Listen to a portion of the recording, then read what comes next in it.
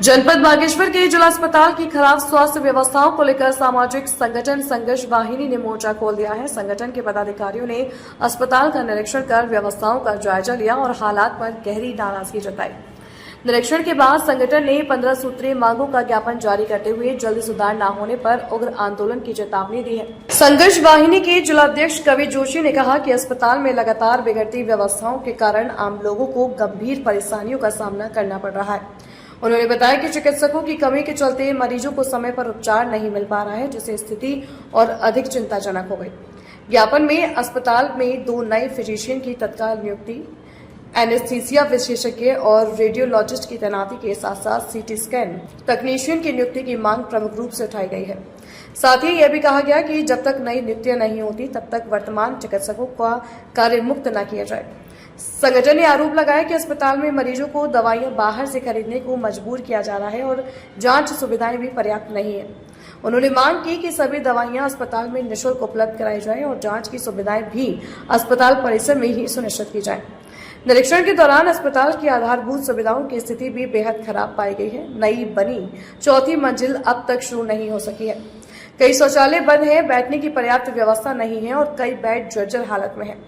इसके अलावा oxygen plant के लंबे समय से बंद होने, 108 एम्बुलेंस सेवा में देरी, बुजुर्गों और दिव्यांगों के लिए पर्ची काउंटर की अव्यवस्था और अस्पताल परिसर में गंदगी जैसे मुद्दों को भी प्रमुखता से उठाया गया। संगठन ने दोहराया कि यह लड़ाई आम जनता के हित में है और स्वास्थ्य सेवाओं में सुधार होने तक उनका संघर्ष जारी रहेगा। आज हमारा जो हमने चेतावनी दी थी, जो 2 फिजिशियन बागेश्वर जिला अस्पताल से जिन्होंने अपना त्याग पत्र दे दिया था, उसी के तहत आज हम यहाँ पर पहुँचे हैं। तो अपने आज बागेश्वर जिला अस्पताल का जब औचक निरीक्षण किया उसमें कई अनियमितता फिर पुनः पाई गई हैं। देखिए, एक तो बागेश्वर जिला अस्पताल में 18 करोड़ में जो पिछले ही 1.5 साल पहले चौमुंजा जो भवन बना है, उस भवन का निर्माण होने के बावजूद भी आज तक उस जनता की सुविधा के लिए नहीं खोला गया है। आज उसको स्टोर रूम के रूप में यहाँ पर इस्तेमाल किया जा रहा है, जबकि जनता का ही टैक्स का पैसा लगा के उस कक्ष का निर्माण किया गया। और दूसरा मामला ये है कि बागेश्वर जो जिला अस्पताल है, इसमें रक्त की जांचें आज भी बाहर भेजी जा रही हैं और साथ साथ जो जितने भी वार्ड हैं, उन वार्डों में जो बेड हैं उनमें पेशेंट के साथ जो अल्टरनेट आदमी वहाँ पर रहता है उनकी देखभाल के लिए, उसके लिए एक स्टूल रखने के लिए बोला गया था। आज भी उसकी पेशेंटों के लिए स्टूल वहाँ पर नहीं मौजूद है और लगभग 300 से 400 पेशेंट यहाँ पट्टे लगभग पहुँचते हैं। उनकी बैठने की व्यवस्था आज भी यहाँ पर नहीं की गई है। लगभग 4 से 5 शौचालय यहाँ पर आज भी पूर्ण रूप से बंद किए गए हैं और उसमें बाहर से एक स्टिकर लगाया गया है कि इसमें कार्य चल रहा है, जबकि आज से 1 साल पहले ही 18 से 20 करोड़ रुपये यहाँ पर खर्च किए गए हैं और उसके बावजूद भी आज भी वो अव्यवस्था यहाँ बनी हुई है। साथ साथ मैं बताना चाहूँगा, जो बागेश्वर मेन जिला अस्पताल में जितने भी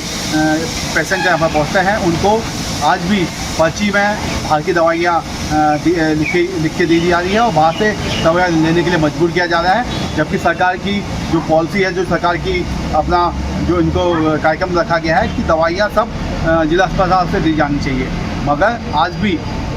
लगभग अगर किसी पर्चे में 10 दवाइयाँ का जिक्र किया गया है तो उसमें से 2 दवाइयाँ अंदर से मिल रही है और 8 दवाइयाँ बाहर से दी जा रही हैं। और कहीं ना कहीं इसको रोकने के लिए हम कई सालों से यहाँ प्रयासरत हैं और बागेश्वर CMS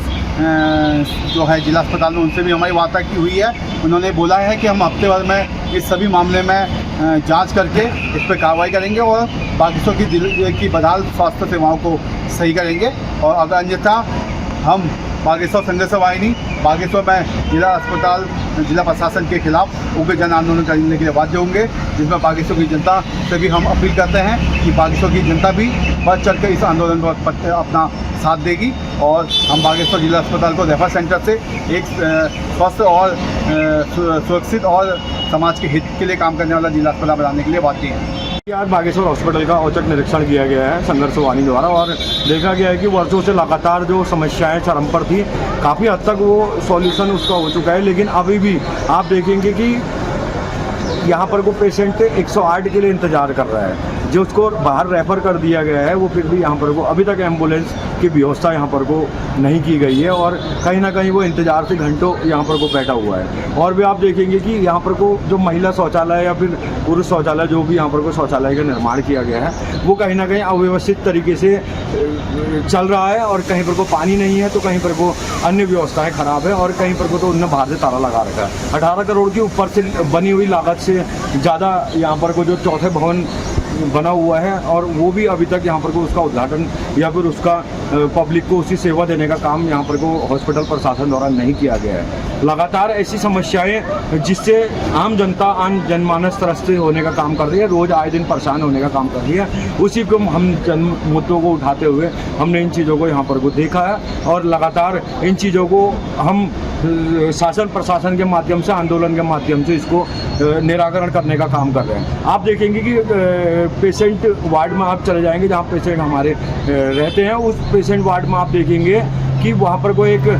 15 वर्षीय बालक है जिसका जंगली सुअर ने जिसके पैर को दोनों पैरों को ध्वस्त करने का काम किया और अभी तक उसके पैर से मवाद निकल रहा है और उसका भी कोई ऐसा उपचार वहाँ पर को नहीं देखने को या अमल में आ रहा है जो जिससे उसको आने वाले समय पे उसको चीज़ें सूटेबल हो सके। लेकिन